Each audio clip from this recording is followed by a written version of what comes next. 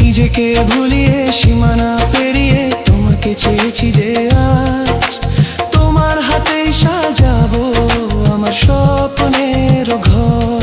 আমি তোমার প্রেমে পড়ে দুনিয়া ভুলে গেছি।